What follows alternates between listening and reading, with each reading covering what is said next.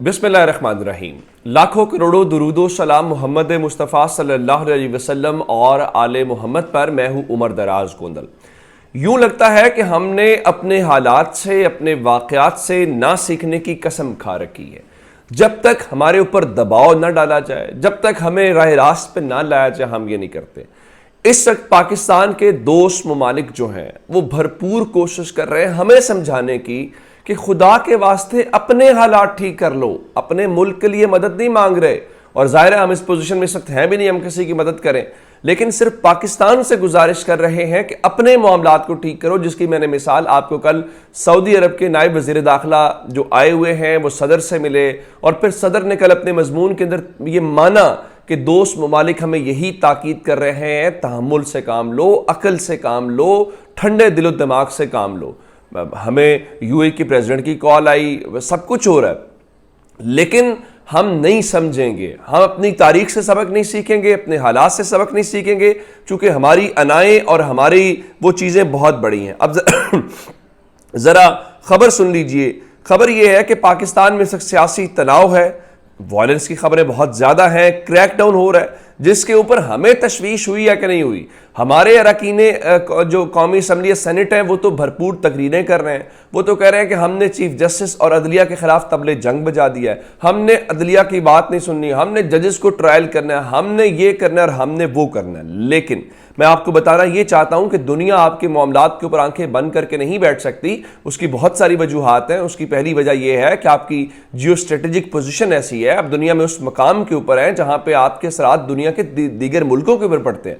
دوسرا، آپ کے پاس وہ صلاحیت ہے جو دنیا کے بہت کم ممالک کے پاس ہے۔ ایسے میں پاکستان کو یہ نہیں ہو سکتا کہ آپ یہ کہیں کہ حالات جہاں جتنے مرضی خراب ہوتے ہیں دنیا کو کوئی فرق نہیں پڑتا۔ ہمارے معاملات سے دنیا کو فرق پڑتا ہے اور دنیا پھر براہ راست مداخلت کرتی ہے۔ اب آپ کو پتا ہے کہ امریکی جو اراکین کانگریس ہیں ان کی جانب سے ایک بہت بڑا سٹیپ اٹھایا گیا، اور کانگریس کے جو اراکین ہیں وہ جب سٹیپ اٹھاتے ہیں تو پھر بہت ساری اس کی چیزیں ہوتی ہیں، اس کی بہت زیادہ ریپرکیشنز ہوتی ہیں، اس لیے پرابلم ہو سکتی ہے۔ اب ہمارے اوپر ہے کہ ہم ان چیزوں کو کیسے سمجھتے ہیں۔ ذرا خبر سن لیجئے کہ امریکہ کے 60 اراکین کانگریس نے امریکی وزیر خارجہ اینٹونی بلنکن کو پاکستان کے معاملات کے اوپر خط لکھا ہے، اور آپ کو پتہ ہے کہ اگر بلنکن صاحب جو ہیں وہ اس کے اوپر کوئی سٹیپ نہیں لیں گے تو کانگریس والے ان کو بلا بھی سکتے ہیں، وہاں پہ سوال جواب بھی ہو سکتا ہے، بہت کچھ ہو سکتا ہے۔ لیکن اب انہوں نے کانگریس کے اراکین نے باقاعدہ امریکی حکومت کے اوپر دباؤ ڈالا ہے۔ کیا ان کی جانب سے کہا گیا؟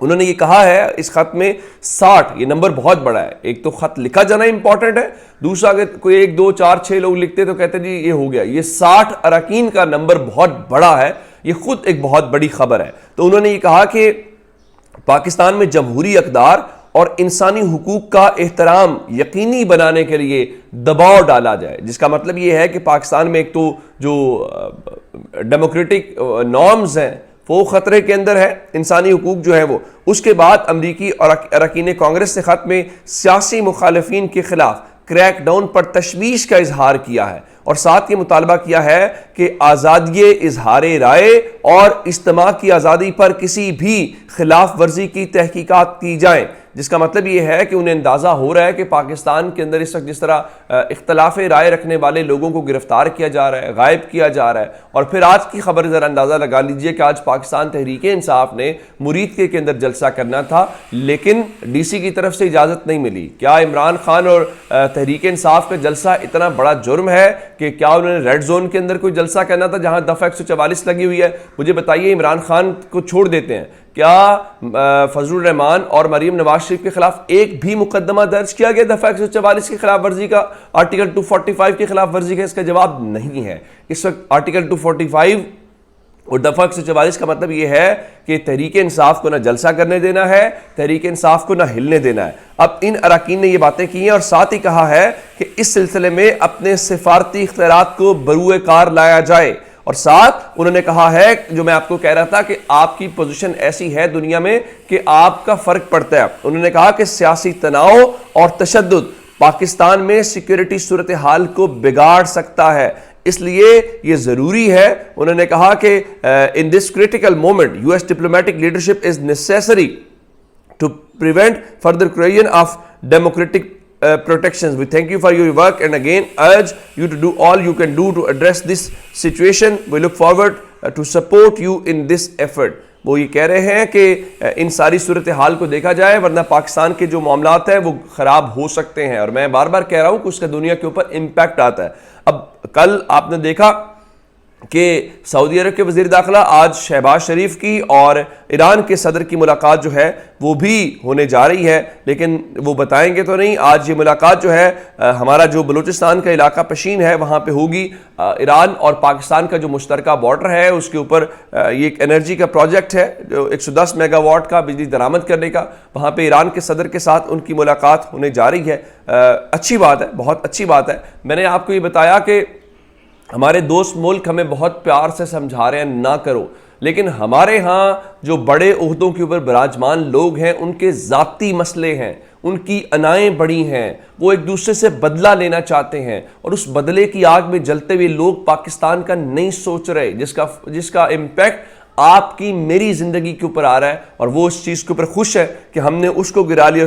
ذرا اندازہ لگائیے، میں نے آپ کو بتایا تھا کہ عقیل کریم ڈھیڈی صاحب یہاں پہ آئے تھے زمان پارک کے عمران خان سے ملاقات کرنے کے لیے، پھر وہ کچھ انڈسٹریلسٹ سے ملے تھے، اور یہ وہ لوگ ہوتے ہیں جو چیزوں کو بہت تیزی سے اور آسانی سے سمجھتے ہیں چونکہ وہ مارکیٹ کے اندر کام کر رہے ہیں. عقیل کریم ڈھیڈی صاحب نے رات کو جیو نیوز کے شو کے اندر یہ تصدیق کی ہے کہ ان کی بزنس کمیونٹی نے مذاکرات کرانے کی کوشش کی ہے، لیکن انہیں امید نہیں بلکہ اندھیرا ہی نظر آ رہا ہے. اور وجہ کیا ہے؟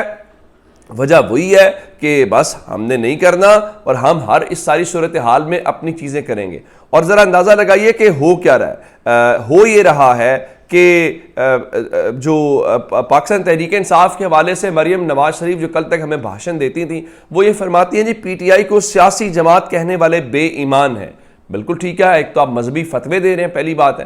دوسری بات یہ ہے کہ جی پی ٹی آئی سیاسی جماعت نہیں ہے، چونکہ وہ کہتے ہیں جی اس کے پیچھے اسٹیبلشمنٹ ہی. سیاسی جماعت تو وہ ہے جس کو جنرل جیلانی نے لگایا، سیاسی جماعت تو وہ ہے جو جنرل ضیاء الحق کی چھتری کے نیچے بڑی اور پلی بڑی. اب وہ کہتے ہیں جناب اب ایک ہی حل ہے، عمران خان مکافات عمل کا شکار ہے اور عمران خان اللہ سے توبہ کرو اور نواز شریف سے معافی مانگو. ظاہر ہے جی پاکستان کے جو سب سے بڑی معزز شخصیت ہے اور پاکستان کے اندر ہمارے پاس ایک ہی، اور وہ نواز شریف صاحب ہے، اور وہ نواز شریف صاحب جن کے بھائی کی حکومت ہے اور وہ پاکستان تشریف لانے کو تیار نہیں ہے اور وہاں پہ بیٹھ کے بھاشن دیتے ہیں اور مذہبی کارڈ کھیلتے ہیں. اب ذرا خبر سنیے، میں آپ کو ایک خبر دینا چاہتا ہوں کہ اس سارے سینیریو کے دوران ایک کام اور کیا گیا. عمران خان کو ایک بہت بڑی پیشکش کی گئی ہے. وہ بہت بڑی پیشکش کیا ہے؟ وہ بہت بڑی پیشکش یہ ہے کہ عمران خان فی الحال ملک سے باہر چلے جائیں. چونکہ پاکستان کے اندر دو ہی پیٹرن رہے ہیں، جیل میں ڈال دو یا پریشرائز کرو اور ملک سے باہر. چونکہ یہ شریفوں کا زرداریوں کا یہی ٹرینڈ رہا ہے. اب عمران خان کو یہ پیغام پہنچایا گیا کہ آپ ملک سے باہر چلے جائیں. اس کا تاثر یا مقصد یہ تھا کہ عمران خان باہر چلے جائیں گے تو عمران خان کی اخلاقی پوزیشن کمزور ہو جائے گی. دوسرا، جو ان کے اراکین ہیں ان کو پیچھے سے توڑنا آسان ہو جائے گا، ان کے اوپر پریشر ڈالنا آسان ہو جائے گا. رات کو عمران خان نے اس پیشکش کو بھی ٹھکرا کے رکھ دیا. عمران خان نے الجزیرہ ٹی وی کو رات کو انٹرویو دیا. میں عمران خان کے کوٹڈ ان کوٹڈ الفاظ آپ کے سامنے دہرا دیتا ہوں.